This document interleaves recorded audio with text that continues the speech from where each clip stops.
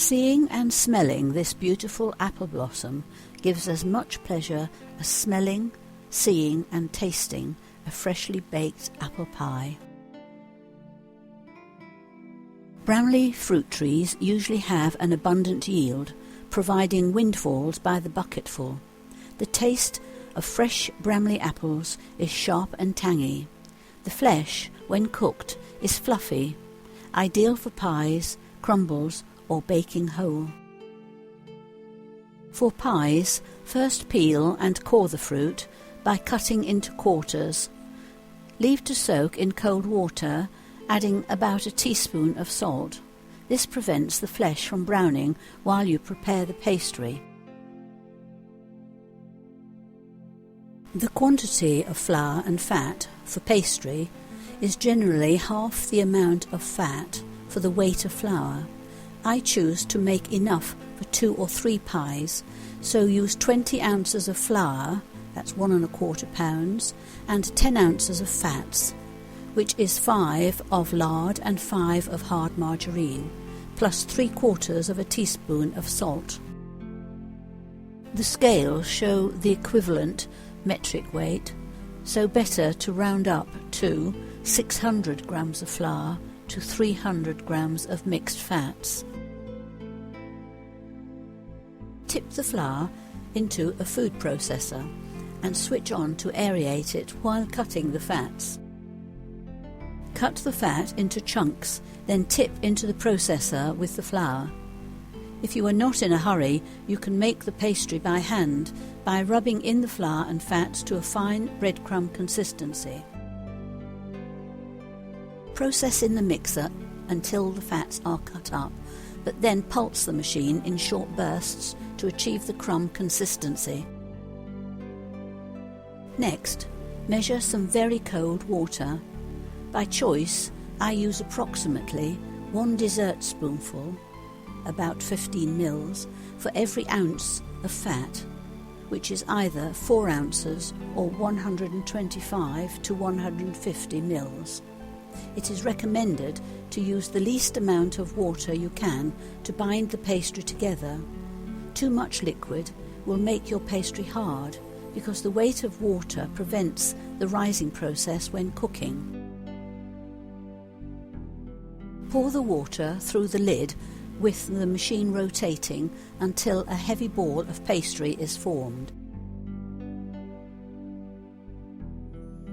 Ease the pastry out of the machine onto a lightly floured surface. With your hands, mould into an evenly shaped ball, then divide into sections and place the pieces into a polybag to rest for half an hour.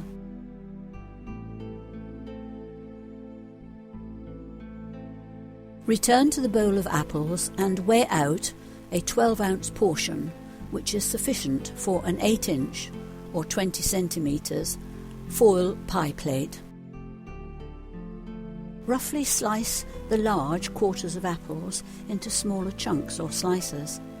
You can also do this in the processor with the widest slicing disc. Add 1 heaped tablespoon of plain flour, about 1 1/2 ounces. Next, add 5 ounces of granulated sugar. For personal choice, I also add the zest of 1 lemon, which has been saved in the freezer from recipes requiring lemon juice only. Stir the flour, sugar and rind thoroughly with the apple. This flour turns the juice and sugar into a thickened sauce. This reduces the amount of juices boiling out of the pie while cooking. Return to the pastry and roll out thinly to about the thickness of a pence piece and a size to fit an 8-inch, 20 centimetre plate. Trim the excess with a knife. Paint the base of the pastry with beaten egg. A teaspoon of semolina can be sprinkled on the base to further soak up the juices. Spoon the prepared apples onto the plate, which will appear to be piled high.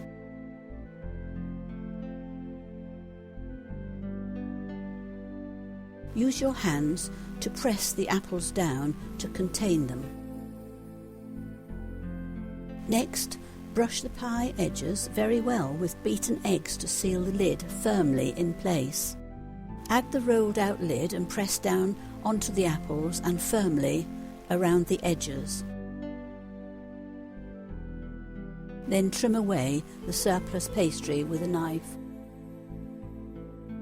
Secure the edges by pressing a teaspoon into a design and make vent holes in the top to let out the steam. Brush the surface of the pastry well with beaten egg wash. Now sprinkle lightly with sugar to crisp the pie surface when cooked.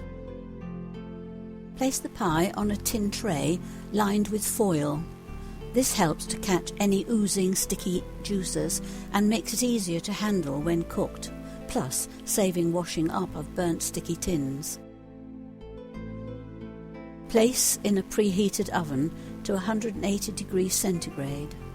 This is for a fan electric oven. Heat an ordinary electric oven to 200 degrees centigrade or gas 7. You'll need to judge your own oven here.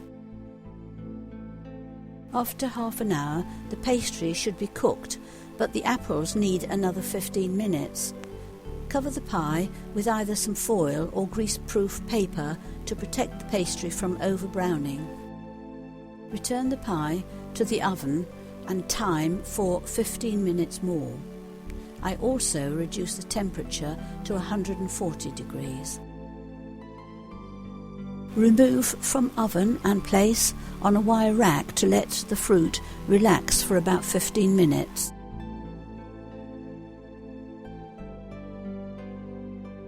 And now sprinkle with half a teaspoon of sugar. Hopefully it should look like this. While the pie is cooking, you can prepare the remaining pies in the same way for either cooking or freezing. When cold, set your tray to enjoy the pie either cold with cream, and this one is especially for Judy, or serving it hot with custard is a family favourite.